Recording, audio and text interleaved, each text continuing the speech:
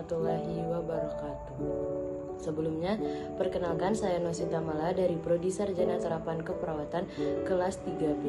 Baiklah, sebelumnya di sini saya akan menjelaskan mengenai penyakit degeneratif diabetes mellitus pada lansia guna untuk memenuhi tugas keperawatan mata kuliah gerontik. Baiklah, di sini mengapa sih pada lansia itu sering terkena penyakit degeneratif, salah satunya diabetes mellitus. Hal tersebut jelas karena adanya faktor usia pada lansia tersebut. Pada usia tua itu tersendiri fungsi fisiologis tubuh itu menurun. Karena fungsi fisiologis tubuh menurun karena penurunan sekresi atau resistensi insulin, sehingga kemampuan tubuh untuk mengontrol gula darah tinggi kurang optimal.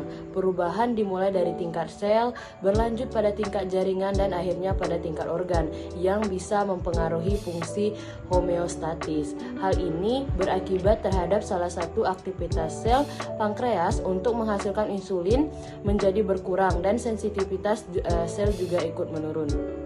Terus apa sih penyebab dan akibat terjadinya penyakit diabetes mellitus ini, terkhususnya pada lansia? Untuk penyebab itu tersendiri, faktor pertamanya itu degeneratif, yaitu tadi fungsi fisiologis tubuh lansia itu tersendiri sudah menurun. Selanjutnya itu faktor gaya hidup, mulai dari pola makan, kurangnya aktivitas fisik, dan bisa juga adanya faktor keturunan. Terus apa sih akibat dari penyakit diabetes mellitus ini?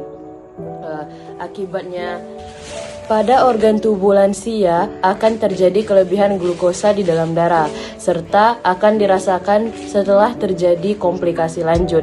Setelah itu akan terjadi pada semua organ tubuh dan menimbulkan berbagai macam keluhan maupun gejala yang sangat bervariasi. Komplikasi diabetes mellitus pada lansia akan lebih cepat muncul dibandingkan dengan kelompok usia lainnya.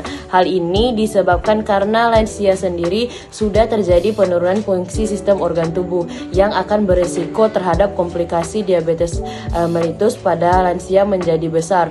Komplikasi yang muncul yaitu kronis dan akut. Komplikasi kronis didefinisikan sebagai kondisi kronis yang memunculkan dua atau lebih dari penyakit, dengan salah satu penyakit yang tidak selalu lebih sentral daripada yang lain.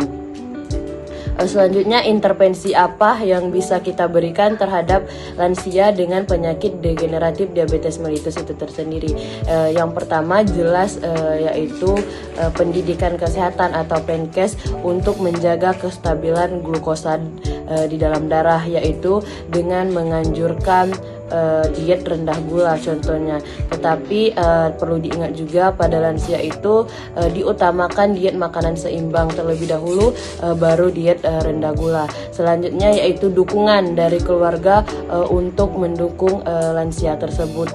Selanjutnya yaitu membantu atau menganjurkan keluarga untuk memonitor glukosa darah itu mandiri di rumah. Dan selanjutnya yaitu bisa diberikan intervensi jika memungkinkan lansia tersebut untuk beraktivitas fisik, yaitu menganjurkan untuk berolahraga sesuai dengan kemampuan lansia tersebut.